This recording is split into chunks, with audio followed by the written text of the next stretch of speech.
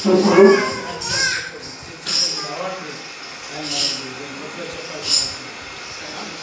ఒకసారి చెప్పాలి కానీ ప్రతిసారి దాన్ని మనం ఉచ్చరించకూడదు. చూసినట్లయితే త్వరగానే గమనిస్తాను. వాస్తవానికి 3 గంటలు 4 గంటలు అది నేను వాక్యం చెప్పేస్తాను. ఎందుకంటే ప్రతి విషయాన్ని విశదీకరించి ప్రతి విషయాన్ని విపురించి ప్రతి ఒక్కరికి అర్థమయ్యే రీతిలో చెప్పాలి. అదే నా బాధ. ప్రభు యొక్క మనసు మీలో కలుగుగాక. జ్ఞానవంతుడై పరిశుద్ధుడు అని పిలువబడుచున్న యేసుక్రీస్తు ప్రభుల వారి యొక్క శిష్యుల్లో ఒకరు సుంకపు గుర్తుదారి ఆయన మత్తాయి గారు పరిశుద్ధుడు. ఆయన రాసినటువంటి లేఖన భాగంలో నుంచి 21వ అధ్యాయము 1 నుంచి 11 లేఖన భాగంలో చదువుతూ అక్కడ నుంచి నేను కొన్ని విషయంలో మీకు నేర్పించాలని ఆశపడుతున్నాను. కానీ అది శ్రద్ధగా అవుతున్నాను. శ్రద్ధగా కూర్చున్నప్పుడు చాలా శ్రద్ధగా చేస్తాను. నేను ఎందుకంటే తెలియాలని కూడా నాకు కొంచెం డిస్టర్బెన్స్ అయితే నేను మళ్ళీ స్పీడ్ చెప్పాల్సి వస్తుంది. కాబట్టి త్వరగా దయచేసి దగ్గర వాళ్ళందరూ కూడా ఒక్కసారి తెలిసి మటన్ చోట 21:11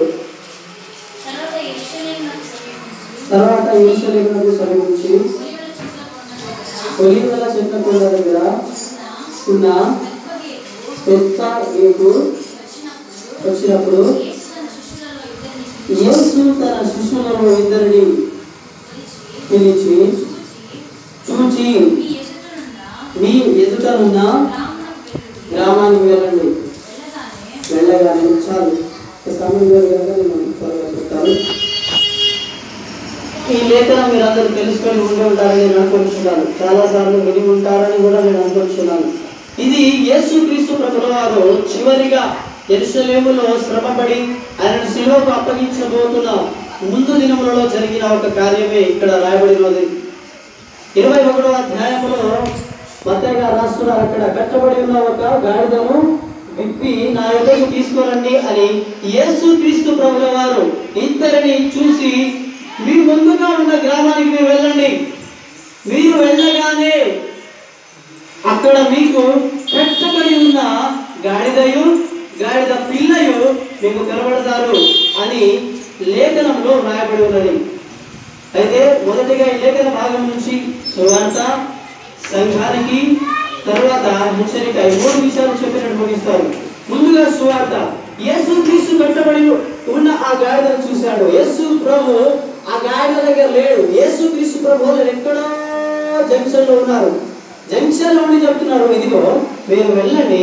వెళ్ళగానే గ్రామంలో మీకు ఒక గాడిద కనబడింది. ఆ గాడిదను ఏం చేస్తారంటారు తెలుసా? కట్టి ఉంచుతారు. ఆ గాడిదను అక్కడ కట్టి ఉంచుతారు. ఆ గాడిదకు ఇంకో పిల్ల ఉంటుంది. ఆ గాడిద పిల్లను కూడా ఏం చేశారంటమ్మా? కట్టారంట. యేసుక్రీస్తు ప్రభువు గాడిద కోసం ఎందుకు ఆలోచిస్తున్నారు అసలు అని నేను ఆలోచించాను. ఎందుకంటే వాక్యం చదువుతున్నప్పుడు సందేహం రావాలి. సందేహం రాకపోతే మనకు వాక్యం అర్థం కాదు, లోతైన విషయంలోకి వెళ్ళలేము. అయితే నేను అనుకున్నాను, యేసు ప్రభువు వారు గొప్పవారు కదండి, పరిశుద్ధుడు కదండి, పరిశుద్ధుడు పరిశుద్ధుడు పరిశుద్ధుడు సైన్యములకు అధిపతి యెహోవా పరిశుద్ధుడు అని ఎప్పుడు ఆయన నామాన్ని ఉచ్చరిస్తున్నప్పుడు ఆయన మహిమ పొందుతాడంట. ఆ గొప్ప దేవుడు గాడిద కోసం ఆలోచించడం ఏంటి? గాడిద కోసం ఆలోచించడం ఏంటి? ఇది హాస్యాస్పదంగా లేదు అని నేను ఆలోచించినప్పుడు అక్కడ గాడిదని కాదు చూడాలి, అక్కడ యేసుక్రీస్తు యొక్క మనస్తత్వం మనం చూడాలి. వాస్తవానికి అది నెరవేరవలసిన ప్రవచనంలో ఒకటి అని పరిశుద్ధ బైబిల్ గ్రంథ జ్ఞానం ఉన్న వారికైతే తెలుసు. కానీ అక్కడ వాస్తవానికి నెరవేరవలసి ఉన్నప్పటికీ కూడా గాడిదకి ఎందుకు ప్రాధాన్యత అని తెలుసుకున్నప్పుడు నేను గాడిదల కోసం తెలుసుకోవడం ప్రారంభించాను. అసలు గాడిదకి ఏంటి ప్రాధాన్యత, గాడిదలు ఏం చేస్తూ ఉంటాయి అని చెప్పేసినప్పుడు మామూలుగా అయితే గాడిదలు ఏం చేస్తుంటాయండి? మేస్తుంటాయి, బరువులు మోస్తూ ఉంటాయి కదండి. ఏం చేస్తాయి? మేస్తూ ఉంటాయి, బరువులు మోస్తూ ఉంటాయి. అయితే మనం కూడా గాడిద అనే పదాన్ని బాగా వాడుతూ ఉంటాం. ఏదైనా పని చేయలేదనుకోండి, గాడిద నీకేమి తెలియదు అంటామా అనమా? అంటాం కదండి, అంటాం. గాడిద నీకేం తెలియదు, ఏం రాదు, గాడిద పెరిగినట్టు అని అంటామా? ఇంకా ప్రపంచంలో సందర్భంగా నేను చాలా ధ్యానించి ఈ వాక్యం చెప్తున్నాను. 41 మిలియన్ గాడిదలు ఉన్నాయి. ఇప్పటికీ 41 మిలియన్ గాడిదలు ఉన్నాయి. అందులో ఎక్కువ గాడిదలు ఉన్న దేశం చైనా దేశం. నేను ఇవన్నీ ఎందుకు చెప్తున్నానంటే గాడిద కోసం బ్రీఫ్గా మీకు చెప్పాలని. గాడిదను ఇంచుమించుగా 5,000 సంవత్సరాల నుండి పనికి వాడుతున్నట్లుగా చరిత్ర చెబుతుంది. చరిత్ర ఏమని చెప్తుందంటే సుమారు అని చెప్పింది. అంటే అంతకుముందు నుంచే వాడి ఉండవచ్చు. 500 సంవత్సరాల నుండి గాడిదను పని కోసం వాడుతున్నట్లుగా చరిత్ర స్పష్టం చేస్తుంది. అయితే గాడిద పిల్ల కట్టబడింది. దాన్ని యేసుక్రీస్తు వారు చూశారు. చూస్తే బాగానే ఉంది. దాన్ని విప్పడానికి పంపించారు. అయితే ఇందులో సువార్త ఎక్కడ ఉంది? అసలు ఇందులో సువార్త ఎక్కడ ఉందండి అని ఆలోచిస్తున్నప్పుడు కట్టబడి ఉన్నది అని అన్నప్పుడే అర్థం చేసుకోవాలి. దానికి ఏం లేదు, స్వాతంత్ర్యం లేదు అని. కట్టబడి ఉన్న గాడిదకి ఏం లేదండి, స్వాతంత్ర్యం ఉంటుందా? దాని ఇష్టానుసారంగా నడవడానికి ఉంటుందా? దాని ఇష్టానుసారంగా వెళ్ళడానికి లేదు. దాని ఇష్టానుసారంగా బ్రతకడానికి లేదు. దాని ఇష్టమైన తిండి తినడానికి లేదు. దాని ఇష్టమైనది చేయడానికి లేదు. స్వాతంత్ర్యం లేదు. ఆ గాడిదకి ఏం లేదు. మన చుట్టుపక్కల ఎక్కడో ఇవ్వండి, మన గ్రామంలో ఎంతమంది లేరండి ప్రభుని అంగీకరించకుండా ఇబ్బందుల్లో, ఇరుకుల్లో, కన్నీటిలో ఎంతమంది లేరు? మీ కళ్ళ ముందు చూస్తే ఉండవచ్చు. వారందరూ కూడా కట్టబడిన వారు కారా? అయితే అట్లాంటి వారికి యేసుక్రీస్తు నామములో ఒక సువార్త ఏంటో తెలుసా? ఒక శుభవార్త ఏంటో తెలుసా? మీ అందరి కట్లు విప్పడానికి యేసయ్య వచ్చాడు. ఎంతమంది విప్పుతాడండి? అందరూ విప్పుతాడండి. ఎవరైనా యేసుక్రీస్తు దగ్గరికి వచ్చి ఆయన తండ్రి అని పిలిస్తే చాలు, ఆయన హక్కుగా చేర్చుకుంటాడు. అది యేసుక్రీస్తు యొక్క మనస్తత్వం. అందుకే కట్టబడి ఉన్నారు కొందరు, వారికే సువార్త. మొదటగా సువార్త ఏంటో తెలుసా? నువ్వు ఏ పరిస్థితిలో ఉన్నా, ఎటువంటి సందర్భాల్లో ఉన్నా, ఏ స్థానంలో ఉన్నా, యేసుక్రీస్తు కనుక నిన్ను ముడితే నీ కట్ల నుంచి నువ్వు విముక్తి పొందుతావు.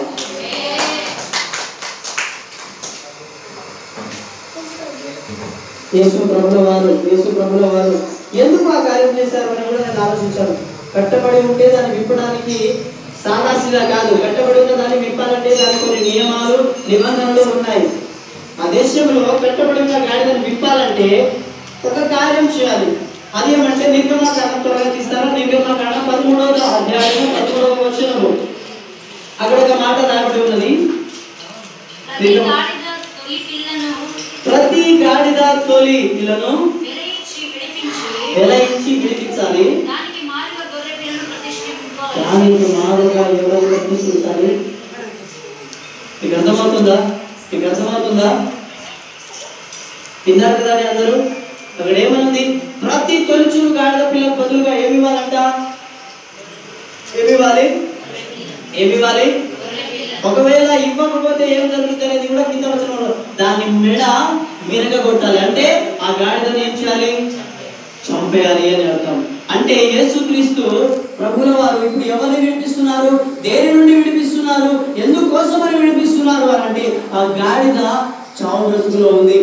దాన్ని చంపేస్తారు. ఎందుకో తెలుసా? ఒక గాడిద పిల్లకు బదులుగా ఒక గొర్రె పిల్లని కనుక ఇవ్వకపోతే ఆ గాడిద పిల్ల మెడను విరగొడతారు. ఎందుకు విరగొడతారయ్యా అనంటే వారి సిస్టమ్ అలా ఉన్నది, వారి ఆలోచనలు అలా ఉన్నాయి, వారి సాంప్రదాయాలు అలా ఉన్నాయి.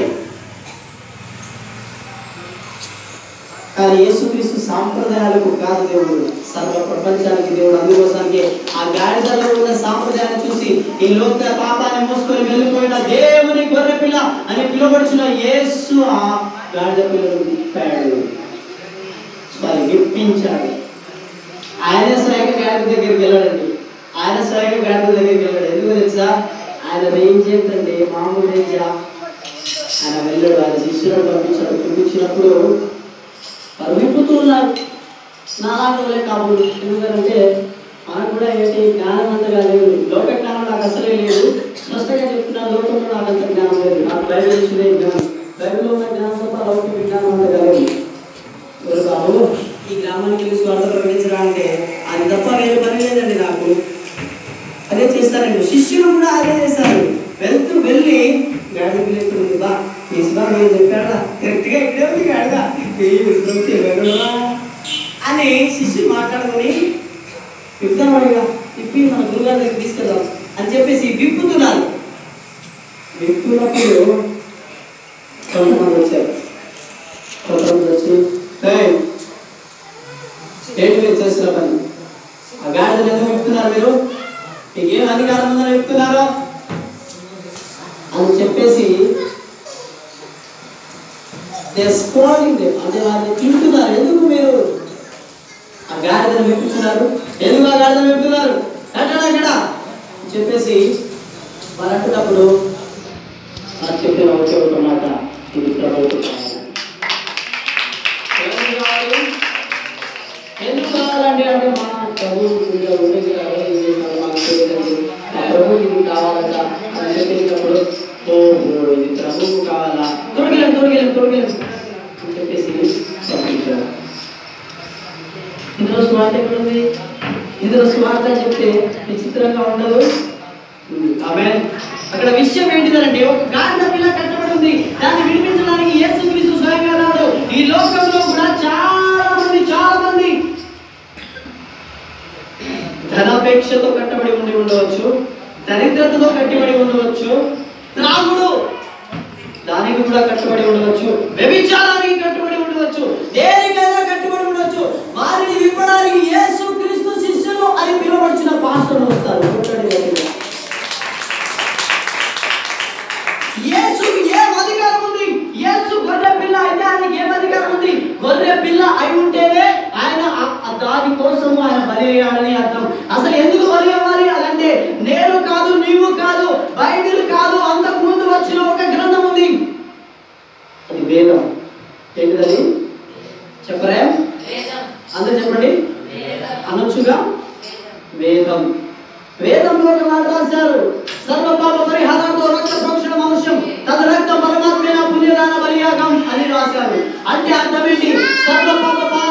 సర్వ మానవాళి పాపం కోసం ఎవరు కావాలంట? రక్త ప్రోక్షణ అనేది అవసరం. ఇప్పుడు గాడిద పిల్ల విప్పబడాలని దానికి ఏం అవసరం? రక్త ప్రోక్షణ అనేది జరగాలి. ఆ రక్త ప్రోక్షణ అనేది ఎవరివ్వాలి? ఒక కోడి రక్తం వస్తే పోదు, ఒక ఎడ్ల రక్తం వస్తే పోదు, మరి ఏమి ఇవ్వాలి? దానికి బదులుగా పుణ్యాత్ముడే తనకు తానుగా బలి అవ్వాలి అని వేదం చెప్పింది. దానికి నెరవేర్పుగా యేసుక్రీస్తు చేశాడు. లోక పాపములు మోసుకొని దేవుని గొర్రెపిల్ల నేనే అని కొట్టని గట్టిగా. ఇది సువార్త. ఇప్పుడు గాడిదను విప్పారు. నెక్స్ట్ స్టెప్ ఏంటి? ఆ గాడిదను యేసు దగ్గరికి తీసుకెళ్లారు. ఎక్కడికి తీసుకెళ్లారు? మీరందరూ చెప్తేనే తొందరగా ముగిస్తారు. ఎక్కడికి తీసుకెళ్లారు? ఎక్కడికి? యేసు దగ్గరికి. డాక్టర్ మాట్లాడుకోవాలంటే మనం అందరం ఎప్పుడు యేసు దగ్గర ఉన్న గాడిదలు అన్నమాట. అంతే కదండి? లేదు ఏంటి మమ్మల్ని గాడిదంటే ఏంటినా అని కోప్పడిపోకండి, అర్థమవ్వాలని చెప్తున్నా. అయితే యేసుక్రీస్తు ప్రభువు వారు దగ్గరికి ఇప్పుడు ఏమొచ్చింది? గాడిద వచ్చింది. గాడిద వచ్చినప్పుడు యేసు ప్రభువు వారు అక్కడ ఆ గాడిద మీద కూర్చోబెట్టున్నాడు. గాడిద వచ్చింది కదండి, దాని మీద కూర్చోబోతున్నాడు. ఎక్కువ పోతుంటే శిష్యులను త్వరగా ఏమైంది? ఎలా ఎక్కుతారండి గాడిద మీద? అంతా ఏమీ కాలేదు, బాగాలేదు, డర్టీగా ఉంది, it was not clean donkey అని చెప్పేసి చెప్తున్నప్పుడు వాళ్ళు చేశారు. ఏం చేశారంటే అక్కడ మీరు చూస్తారు, ఆ వాక్యంలో కూడా దుస్తులను దాని మీద నుంచి కప్పారంట. ఆ గాడిద మీద ఏం కప్పారంటే దుస్తులు కప్పారు. ఎందుకు? యేసుక్రీస్తు వారు గొప్పవారు కదా, ఆయన ఈ గాడిద మీద ఎక్కాలంటే దుస్తులు వేయాలి, లేకపోతే ఆ డర్టీనెస్ యేసుకు అంటున్నది అని చెప్పేసి శిష్యులు చాలా మంచోళ్ళు కదండి. శిష్యులు చాలా మంచోళ్ళు కాబట్టి ఏం చేశారు తెలుసా? కనబడుతుందా? ఇట్లాంటిది కాకుండా పెద్ద పెద్ద వస్త్రాలు తీసుకొచ్చి చేశారు. ఆ గాడిద మీద వేసినప్పుడు ఇప్పుడు యేసు ప్రభు ఎక్కారన్నమాట. యేసు ప్రభు వారు ఆ గాడిద మీద ఎక్కే ముందు ఏం జరిగింది? ఈ వస్త్రాన్ని యేసు ప్రభు మీద గాడిద మీద ఏం చేశారు? గాడిద మీద అంటే అర్థం ఏంటి తెలుసా? ఎందుకు వస్త్రం వేశారని నేను ఆలోచిస్తున్నప్పుడు అక్కడ ఒక మార్మికమైన కార్యం నాకు జ్ఞాపకం వచ్చింది. అదేమిటంటే ఆయన నీ దుఃఖ వస్త్రములను తొలగించి ఏ వస్త్రం ఇస్తారట? ఆనందం. ఇంకొక దగ్గర ఏమో రాయడం తెలుసా? స్తుతి వస్త్రము ధరిస్తారు. గట్టిగా కొట్టండి. ఏ వస్త్రం అది? స్తుతి అనే వస్త్రం. అంటే యేసు ప్రభు గాడిద మీద ఎక్కాలంటే ఏం కావాలి? దుస్తులు కావాలి. ఆ దుస్తులు ఏంటి? స్తుతి. అంటే యేసుక్రీస్తుని జీవితంలో రావాలంటే, యేసుక్రీస్తుని కుటుంబ జీవితంలో రావాలంటే, యేసుక్రీస్తుని కుటుంబంలో నిజముగా ఉండాలంటే, నిక్కచ్చిగా రూఢిగా ఆయన ఉండాలంటే నీ ఇంట్లో స్తుతి ఉండాలి, నీ నోటిలో స్తుతి ఉండాలి, నీ హృదయంలో ఏముండాలి? స్తుతి ఉండాలి. సినిమా పాట ఉండాలి కదండి, ఉండాలి.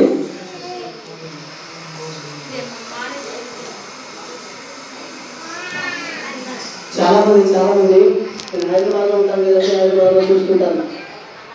ఇక్కడికి వచ్చి హల్లెలూయా ఆరాధనా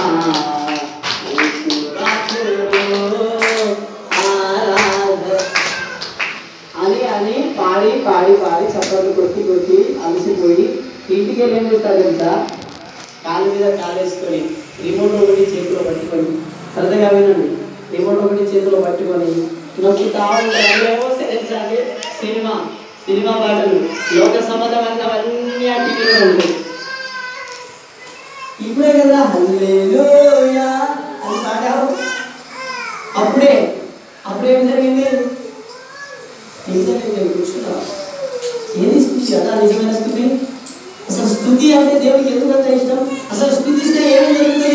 స్థుతి యాగము చేస్తే దేవుడికి చేసేది ఏంటి? ఇక్కడ గ్రంథం 50వ అధ్యాయం 23వ వచనంలో ఇప్పుడు తీయక్కర్లా నేను నోటికి చెప్తాను. స్థుతి యాగము చేస్తున్న వాళ్ళు ఎవరు మహిమపరుస్తున్నారని ఉంటుంది తెలుసా? యెహోవాను మహిమపరుస్తున్నారని. అంటే నువ్వు స్తుతి యాగం చేస్తున్నావు అంటే నువ్వు పాటలు పాడుతున్నావు. అప్పుడు నువ్వు ఎవరిని మహిమపరుస్తున్నావు? నీ పక్కింటోళ్ళని కాదు, నీ ఎదురుంటోళ్ళని కాదు, ఫ్యాక్ట్ చెప్పాలంటే పాస్టర్ గారిని కాదు. ఎవరిని మరి? దేవుణ్ణి. కొట్టండి. ఎవరిని అండి? ఎవరిని? దేవుని మహిమపరుస్తున్నావు. దేవుణ్ణి నువ్వు మహిమపరిస్తే నీకు జరిగే కార్యాలు ఏంటి తెలుసా? నీకు ఆశీర్వాదాలు ఉంటాయి, నీకు నీ జీవితంలో ఆనందం ఉంటుంది, నీ కుటుంబము కట్టబడుతుంది. చాలా మంది నేను ప్రేటలో పనిచేసేటప్పుడు చాలా మంది ఎక్కువగా స్త్రీల సమాజం నుంచి అయ్యా మా కుటుంబం బాగాలేదయ్యా, అయ్యా మా అబ్బాయి మా మాటినట్లేడు, అయ్యా మా భర్త నా మాటినట్లేడు, ఎప్పుడు మా ఇంట్లో ఉండవాలి అని ఏడుస్తుంటారు. కొంతమంది స్త్రీలు ఫోన్ చేసి వాపోతూ ఉంటారు, వారి బాధలు వేయించుకుంటూ ఉంటారు. అప్పుడు నేను ఇది కార్యం ఏంటి తెలుసా? అమ్మా నువ్వు ప్రార్థన చేస్తున్నారా అంటే, లేదయ్యా, ఎక్కడయ్యా ప్రార్థన చేయడానికి సమయం ఇస్తేగా. ప్రార్థన చేయడానికి సమయం ఒకరు ఇవ్వాలా? ఒకరు ఇస్తే నువ్వు తీసుకున్నావు ఆ సమయాన్ని. అంటే నీకంటూ ఒక సపరేటెడ్, నీకు ఒక తెలుగులో సపరేటెడ్ ఏమంటారు? ప్రత్యేకమైన గడియ, ప్రత్యేకమైన నిమిషం, ప్రత్యేకమైన స్థానం యేసుకు లేదా? అంటే నీకు ఒకరు ఇవ్వాలి సమయాన్ని, అప్పుడు నువ్వు ఆరాధిస్తావు. ఒకరు ఇవ్వాలి నీకు మౌత్, అప్పుడు నువ్వు పాడండి అన్నప్పుడు నీకు మౌత్ ఇచ్చినప్పుడు పాడమంటావు. అంటే ఒంటరిగా ఉన్నప్పుడు నువ్వు పాడవు. అంటే ఒంటరిగా ఉన్నప్పుడు నీకు స్థుతి అవసరం లేదు. ఇక్కడికి వచ్చి పాట పాడతావు. ఎందుకు? పర్సనల్ గ్లోరీ కావాలి నాకు. నేను పాట పాడతా అందరికీ తెలియడానికి అవసరం లేదు. దేవుడు నీ హృదయాన్ని చూస్తున్నాడు. ఇక్కడ అందరి ముందు నీ వాయిస్ బాగాలేకపోయినా, ఇక్కడ అందరు పాడుతున్నప్పుడు అందరి వాయిస్ ఏమో మధురంగా వచ్చి నీదేమో కర్మ కఠోరంగా వచ్చినా, నిజంగా మనస్సు పూర్తిగా స్తుతిస్తే యేసయ్య నీ స్తుతిని ఎక్కువగా ఆస్వాదిస్తాడు.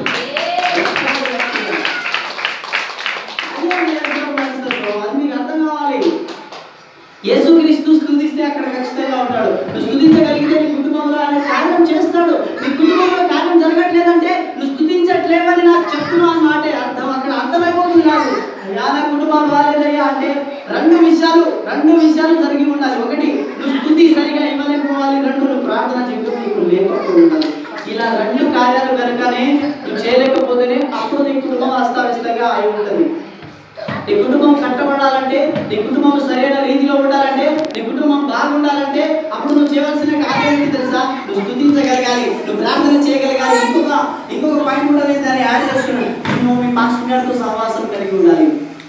నేనైతే ఒకటి చెప్పగలుగుతాను, నా ఆత్మీయ తండ్రి గారితో నేను మంచి సహవాసం కలిగి ఉన్నాను. మంచి సహవాసం. ఎప్పటికీ ఆయన ఫోన్ చేస్తుంటారు, ఎలా ఉన్నానని, ఆరోగ్యం ఎలా ఉంది, ఏం చేస్తున్నాను, ప్రార్థన చేసావా, బైబిల్ చదివావా అని ఎప్పుడు నన్ను అడుగుతున్నారు. ఇంటికి రావచ్చు ఒకసారి ఖాళీగా ఉంటే అది నా ఆత్మీయ తండ్రి గారు ఎప్పుడు నాకు చెప్తూ ఉంటారు. ఎందుకు తెలుసా? మాకు మా ఆత్మీయ తండ్రి గారు తగ్గించడానికి ఏమేమి లేదంటే ఒక మంచి బాండింగ్ ఏర్పడింది అన్నమాట. ఎప్పుడు ఏర్పడింది తెలుసా? బాండింగ్ మా ఆత్మీయ తండ్రి గారు స్తుతిస్తున్నారు, నేను యేసుని స్తుతిస్తున్నాను. ఒక స్తుతించే వ్యక్తి ఇంకొక స్తుతించే వ్యక్తితోనే ఎక్కువగా సహవాసం చేయగలుగుతారు. అందుకోసానికే మా ఆత్మీయ తండ్రి గారితో నాకు ఏర్పడింది, మంచి బంధం ఏర్పడింది, మంచి ఒక అనుబంధం ఏర్పడింది. నేను ఒక్క మాట అడిగినా, మీ పాస్టర్ గారితో మీ అనుభవం ఎలా ఉంది? మనసు మీరు ప్రశ్నించుకోండి. మీ పాస్టర్ గారిని మీరు ఎలా ట్రీట్ చేస్తున్నారు, ఏ రీతిగా ఆయన మీరు అంటున్నారు. ఈయన పుట్టగొడిగా ఏమంటుందని పుట్టగొడి కోసం ఏదో వస్తున్నాడు అని అనుకుంటున్నారా? లేదా ఆయన నిజముగా దేవునికి మనకు రాజకుడే ఉన్నాడే అని ఆలోచించి ఆయన మీరు గౌరవిస్తున్నారా? పాస్టర్ గారిని గౌరవించాలి. గౌరవించకపోతే అది దేవునికి ఇష్టమైన మనసు కాదు. నువ్వు స్తుతి చెల్లించినా అది దేవునికి ఇష్టమే ఉండదు. నువ్వు నా దైవజనుడు అనగా నా శిష్యుడే నువ్వు ధిక్కరిస్తున్నావు, నా శిష్యుడే నువ్వు లెక్క చేయలేదు, నా శిష్యుడే నువ్వు ఖాతరు చేయలేదు, నా శిష్యుని యొక్క మాటలను నువ్వు వినట్లే. పాస్టర్ గారు మాట్లాడుతూ ఉంటారు ఇప్పుడు, వారం చర్చికి చెప్పరే, వారం చర్చికి అంటే వారం చర్చికి అంటున్నాం. ఎప్పుడేమో అంటూ ఉన్నాం, వారం చర్చికి ఏమంటున్నా ఇంకేమన్నా వాళ్ళ భారం చెప్తాను. చర్చికి ఏమనంటే మీరు చర్చి వచ్చి ఆనందంగా మీరు ఇక్కడ ఆనందిస్తూ పాటలు పాడుతుంటే దైవజనుడికి అంతకు మించిన ఆనందం నిజంగా ఉండదండి. నిజంగా ఇదైతే నా సొంత అనుభవం నుంచి నేను చెప్పగలుగుతున్నా. మా మందిరం అంతా నిండిపోయి అందరూ పాట పాడుతున్నప్పుడు నేనైతే చాలా ఆనందిస్తుంటాను. ఆమె నువ్వు స్తుతించలేకపోతే దేవుడు నిన్ను వినిపించాడు, వినిపించడం నువ్వు స్తుతించాలి. అప్పుడు ఆ గాడి మీద ఎవరెక్కారు? వస్త్రం వేసిన తర్వాత ఎవరెక్కారు? నీ జీవితంలో నిజంగా యేసయ్య ఉన్నాడా? నీ బుద్ధలో నిజంగా యేసయ్య ఉన్నాడా? ఉంటే నువ్వు సినిమా చూడవు, ఉంటే నువ్వు క్రమం తప్పక మందిరానికి వస్తావు, ఉంటే నువ్వు మాస్టర్ గారి మాటలు ధిక్కరించావు, ఉంటే కనుక నిజంగా యేసుక్రీస్తులో ఉంటే ఆత్మీయులతో దగ్గర సంబంధం కలిగి ఉంటావు, ఆత్మీయులనే ఎక్కువగా నువ్వు చేర్చుకుంటావు, ఆత్మీయులతో సహవాసం చేస్తూ ఉంటావు. యేసుక్రీస్తు నిజంగా హృదయంలో లేకపోతేనే మందిరానికి ఏం జరిగింది, మందిరంలో ఏమైంది అని చెప్పేవాళ్ళు లేదంటారా? ఉన్నారు. ఎందుకు ఇవన్నీ నీకు స్తుతించడం చేతకాక, యేసు ప్రభువుని ఆశీర్వదించడం చేతకాక ఇలా జరిగిపోతుంది. మీరందరూ చూస్తుంటే నాకు వాక్యం గుర్తొస్తుంది. మత్తయి సువార్త 7వ అధ్యాయం చివరి వచనంలో ఒక మాట రాయబడింది. అదేంటో తెలుసా? యేసుక్రీస్తు బోధ చేసి ఇదిగో కొండ మీద నుంచి దిగి వస్తున్నప్పుడు వాళ్ళందరూ ఆశ్చర్యపోయారట. ఓరి బాబు, వీడి బోధండి ఒక రకంగా ఉంది, ఈయనండి అందరిలాగా కాకుండా అందరేమో ప్రార్థన చేయండి అంటే ప్రార్థన చేయకపోతే నువ్వు నరకానికి వెళ్తావు అని వాళ్ళు ఏం చేశారట? ఆశ్చర్యపడ్డారు అని వాక్యంలో రాయబడింది. బైబిల్ చదువుకునే వారికి ఇది తెలుసు. మత్తయి సువార్త 7వ అధ్యాయం చివరి వచనంలో మాట రాయబడింది. అయితే ఎందుకు స్తుతించలేకపోతున్నావు తెలుసా? దాంట్లో కొన్ని కారణాలు ఉంటాయి. ఎవరికి ఐహిక విచారం, బలహీనత, ఇవన్నీ కాదండి. ముందు నీకు దేవుడికి ప్రాధాన్యత ఇవ్వడం తెలియదు. ఒక ప్రధానమంత్రి వస్తున్నాడు, నరేంద్ర మోడీ గారు ఇప్పుడు ఇక్కడికి వస్తున్నారంటే ఎంత హడావిడి ఉండింది. ఇప్పుడు రోడ్డు మీద అంతా పోలీసులు ఉంటారు, ఇక్కడ నీ వాహనాలు వెళ్తూ ఉంటాయి, ఎవరిని రానివ్వరు. ఎందుకు రానివ్వరు? వచ్చేది ఎవరు అనుకుందాం? ప్రధాని. ఎవరు? కాబట్టి నరకం పడే కదా. నరకం వస్తున్నారు బాబు, తప్పు తప్పు, ఆటలు చెప్పి రావద్దు బాబు బాయ్, మీరు అంటూ వేరే వేరే వేరే రూట్లో వెళ్ళిపోండి. మీరు ఎందుకు? దేశం యొక్క సర్వోన్నతమైన నాయకుడు ఇక్కడ వస్తున్నాడు. ఆయన మీరు ఇక్కడ ఉండకూడదు, ఆయన మిమ్మల్ని మీరు ఆటంగా పరచకూడదు అని చెప్పేసి పోలీసులు అంటారు. అడిగింది ఒక ప్రధానమంత్రికి అంత ఉంటే సర్వ ప్రపంచానికి నాయకుడైన యేసు క్రీస్తు ఆయన ఎంత స్తుతించాలి, ఆయన ఎంత ఆరాధించాలి, ఆయన ఎంత కీర్తించాలి, ఆయన ఇంకెంత పొగడాలి, ఆయన ఇంకెంత మనల్ని కీర్తించుకోవాలి. నా భాషలో నేను ఇలా చెప్తుంటాను, నాకు అర్థమయ్యే రీతిలో నేను ఒక మాట చెప్తుంటాను. ఒక వ్యక్తి నీకు కనుక 10 రూపాయలు ఇచ్చారండి, టికెట్కి డబ్బులు లేవు, బస్సులో వెళ్తున్నావు, 10 రూపాయలు ఇచ్చారు, కుసుకున్న గబుక్కున ఉందని నువ్వు జేబులో పెట్టుకుని వెళ్ళావు, అది కింద పడిపోయింది. బస్సు ఎక్కిన తర్వాత చూసుకుంటే లేదు. అప్పుడు పక్కన వ్యక్తి బాస్ టికెట్ తీసుకోవాలంటే డబ్బులు లేదు, అంత ఎప్పుడు నన్ను తినిపిస్తారేమో, నేను ఖచ్చితంగా వెళ్ళాలండి అని అంటున్నప్పుడు ఎలా 10 రూపాయలు తీసుకో అని ఇచ్చాడు అనుకోండి. చాలా రోజుల తర్వాత మీరు అదే బస్సులో వెళ్తున్నారు, ఆయన అదే బస్సులో ఉన్నారు, ఆయన ముందు సీట్లో కూర్చున్నారు, మీరు వెనక సీట్లో ఉన్నారు. అప్పుడు మీరు ఏం చేస్తారు తెలుసా? 2 కాయలా చేస్తారు. ఒకటి, మీరు ఆయన దగ్గరికి వెళ్ళి సార్ బాగున్నారా అని చెప్తారు. రెండోది, మీరు వెనక కూర్చున్నారు కదండి, ఇక్కడి నుంచి ఆయన వినబడేటట్టు సార్ హలో హలో ఆ రోజు మీరు నాకు అందుకని ఏం చేశారు? 10 రూపాయలు ఇస్తే నీకు ప్రాణం ఇచ్చిన దేవుడికి ఎంత స్తుతించాలండి? ఆలోచించండి. నేను మిమ్మల్ని ప్రశ్నించడానికి రాలేదు, మిమ్మల్ని సరి చేయడానికి వచ్చాను. ఆమేన్. వీడేంటి చిన్నపిల్లడు మమ్మల్ని సరి చేయడం ఏంటి మీరు ఆలోచించుకుని ఉండవచ్చు. సరే నా పిల్లలు సమర్పణ మీకు చెప్పినా మీకు సమయం లేదు కాబట్టి నేను చెప్పట్లేదు. ప్రాథమికంగా నువ్వు దేవుడిని స్తుతించగలగాలి. అప్పుడే యేసయ్య నిజంగా నీలో ఉంటాడు. నువ్వు స్తుతించకుండా వారం వారం చర్చికి వచ్చి పాస్టర్ గారు స్తుతిస్తే పాస్టర్ గారు ఉండలోనే ఉంటాడా? ఆయనే పరలోకానికి వెళ్తాడు, నువ్వు వెళ్ళావు. పాస్టర్ గారి చేతులు గట్టిగా పట్టుకున్నాడు, వెళ్ళావు పరలోకానికి. కొన్ని కాళ్ళు పట్టుకుంటా, అప్పుడు కూడా వెళ్ళవు. ఎప్పుడు వెళ్తావు తెలుసా? ప్రభుని స్తుతించే మనసు నీలోకి వచ్చినప్పుడు.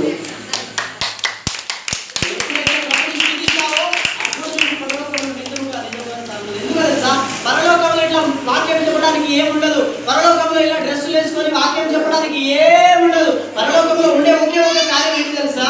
ఆయన స్తుతిస్తూ ఆనందిస్తూ పాటలు పాడుతూ చప్పట్లు కొడుతూ ఆయన సన్నిధిలో పరవశమై పాడుతూ ఉండాలి. అదే పరలోకంలో ఉంటది. ఇక్కడ నువ్వు స్తుతించకపోతే పరలోకంలో ఎలా సీటు దక్కింది నీకు? పరలోకంలో ఎలా వెళ్ళి స్తుతించగలుగుతావు నువ్వు? పరలోకం అంటే ఆశామాషి కాదు కదా. పరలోకానికి వెళ్ళవలసిన మార్గము చాలా ఇరుకైందని యేసు ప్రభువే చెప్పారు కదా. అట్లాంటప్పుడు నాకు ఒక డౌట్ వచ్చింది. అది మంచిదో చిన్నదో కానీ క్రమం తప్పక మందిరానికి వచ్చిన వాళ్ళు కొంతమంది ఉన్నారు, వారిని బట్టి దేవుడిని తీసుకుంటారు. కానీ తప్పి ఇది స్పీడ్ బ్రేకర్లు ఉంటాయి చూస్తారు రోడ్డు మీద, ఇలా వెళ్తున్నప్పుడు సాఫీగా వెళ్ళలేదు. ఆ బ్రేక్ వచ్చిన ఆ బ్రేక్ ఎలా ఉంటుంది కదండి, స్లో అయ్యి మళ్ళీ అక్కడికి గేర్ మార్చి మళ్ళీ స్పీడ్. ముందు ఒక బ్రేక్ వచ్చింది మళ్ళీ అంటే మనలో చాలా మంది చేసే కార్యం ఏంటి తెలుసా? క్రమం తప్పక రారు, క్రమం తప్పి వస్తారు. రెండోది, క్రమశిక్షణ ఖచ్చితంగా కలిగి ఉండాలి క్రైస్తవుడు అంటేనే క్రమశిక్షణ. నా మాటలో నేను ఇలా చెప్తూ ఉంటాను, క్రైస్తవుడు అనే వాడికి క్రమశిక్షణ ఖచ్చితంగా ఉండాలి. మందిరంలోకి వచ్చినప్పుడు అయ్యో ఇది దేవుని సన్నిధి, ఇక్కడ దేవుడు ఉన్నాడు, దేవుని యొక్క కాపుదల ఇక్కడ ఉంది, దేవుని కళ్ళు ఇక్కడే ఉన్నాయి, దేవుడు ఇక్కడ చూసుకుంటున్నాడు, దేవుడు యొక్క సర్వోన్నతుడైన దేవుని సేవకుడు కూడా ఇక్కడ ఉన్నాడు. సేవకుని మనము తప్పుగా మాట్లాడితే ఏమనుకుంటాడో, మనము స్తుతించకపోతే ఏమనుకుంటాడో అన్న కాన్షియన్స్ అయినా ఉండాలి మనిషికి. కాబట్టి నేను చెప్పనా, నేను కూడా ఒకప్పుడు కట్టబడిన స్థానంలో ఉన్నాను. ఎన్నో ఇబ్బందులు. నేను 10వ తరగతి చదువుతున్నప్పుడు నా వయసు 15 సంవత్సరాలు, ఇప్పుడు నాకు 20 సంవత్సరాలు. అప్పుడు ఏమి తెలియని పసిప్రాయం లాంటిదే ఆ వయస్సు. అప్పుడప్పుడే టీన్ ఏజ్ ఎంటర్ అయింది. అప్పుడు చాలా నాకు పుస్తకాలు తప్ప పాఠాలు తప్ప వేరే ప్రపంచం తెలియదు అంతగా. పుస్తకాలు చదవడం, పుస్తకాల్లో తెలుసుకోవడం, సాగు చెప్తే దాన్ని శ్రద్ధగా విని జ్ఞాపకం పెట్టుకోవడం, అందుకోసానికి మనము నెంబర్ 1 ర్యాంకర్ అన్నమాట మన స్కూల్లో. కాబట్టి దాన్ని కూడా మనం మంచి ప్రాధాన్యత ఇచ్చాం. అంతే తెలుసు మనకి, ఎక్కువ ఏం రాదు. ఏం తెలుసు అంటే ఒకటి పాఠం చెప్తే వినడం, 2 పుస్తకాలు చదవడం, ఎగ్జామ్ వస్తే బాగా రాయడం, కాపీ కొట్టకుండా. ఇదైతే మనకు బాగా తెలుసు. అయితే అంతే తెలిస్తే సరిపోదని నాకు తర్వాత అర్థమైంది. నేను 10వ తరగతి చదువుతున్నప్పుడు మా తల్లి గారికి చేతబడి శక్తుల చేత అనేకమైన విపరీతమైన బాధలు, శోధనలు వచ్చాయండి. ఎంత కష్టం వచ్చిందంటే మా నాన్న రోజంతా పొలంలో పనిచేస్తూ ఉండేవాడు. రోజంతా పనిచేసి రాత్రి వచ్చి ఎప్పుడు కాస్త రెస్ట్ తీసుకుందాం, ఎప్పుడు కాస్త విశ్రాంతి తీసుకుందాం అని అనుకునే లోపే మా తల్లి గారు ఏడవడం ప్రారంభిస్తారు. నేను చచ్చిపోతా, నా గుండె మీద ఏదో అయింది, నాకు భారం కలుగుతుంది, నా గుండె ఆగిపోతేమో, నా కొడుకుల పరిస్థితి ఏంటి, నా కొడుకుల కుమార్తెల పరిస్థితి ఏంటి, అయ్యో వాళ్ళ నాదరగా అయిపోతారేమో అని మా తల్లి బాధపడి మా తండ్రి గారిని లేపి, నేను బ్రతకను, మా నాన్న పేరు శ్రీను బ్రతకను, శ్రీను తీసుకెళ్ళను, నన్ను బ్రతికించు, నా కొడుకులను నేను విడిచిపెట్టి వెళ్ళలేను అని మా తల్లి గారు ఏడుస్తున్నప్పుడు ఆ రోజులు నాకు గుర్తుకొచ్చింది. ఏంటి తెలుసా?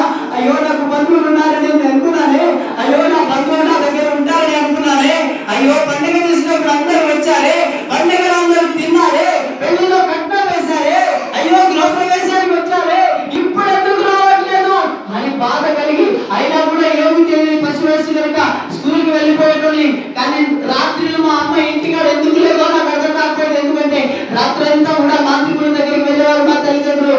అలా కూడా మా తల్లి గారు పడుకున్న రోజు ఆ సంవత్సరంలో ఒక్క రోజు కూడా లేదు. ఆ సంవత్సరం అంతా కష్టపడుతూనే ఉన్నారు. రాత్రి పగలంతా మా తండ్రి గారు పొలంలో పనిచేసి వస్తే రాత్రంతా ఏమో మా తల్లి గారిని తీసుకెళ్లి ఆ మాంత్రికుల దగ్గరికి, ఆ విగ్రహారాధన దగ్గరికి తీసుకుని వెళ్ళేవారు. ఎంత శోధన వచ్చింది, ఎంత కష్టం వచ్చింది. ఇప్పటి వరకు నేను పూజిస్తున్న దేవుడు నన్ను రక్షించడా? ఇప్పటి వరకు నేను పూజించి మాల కూడా వేసుకున్నాను కదా, జంజాలు వేసి నేను జపం చేశాను కదా, హనుమాన్ చాలీసా చదివాను కదా, నాకు దేవుడు రక్షించలేడా? అసలు ఆ విగ్రహానికి లేదు, నా మొక్కులు రాసి పొన్ను దండాలు పెట్టాలి, నన్ను ఆయన రక్షించడా? నా కుటుంబానికి బాధ వస్తే ఆయన రాడా? అసలు ఈ లోకంలో దేవుడు అనేవాడు ఒకవేళ ఉన్నాడా? ఉంటే ఆయన ఎవరు? ఉంటే ఆయన ఏం చేస్తాడు? అసలు ఉండి ఏం ప్రయోజనం? నా కుటుంబం నాశనం అయిపోతుంది, మా తల్లి నా కన్నుల ముందే చచ్చిపోతుంది. ఒకరోజు సాయంకాలం 5 గంటల సమయంలో మా తల్లి నన్ను పట్టుకొని చచ్చిపోతాను, ఇక నాకు ఆయుష్ లేదు, నేను చచ్చిపోతాను, నిన్ను పెంచాలి.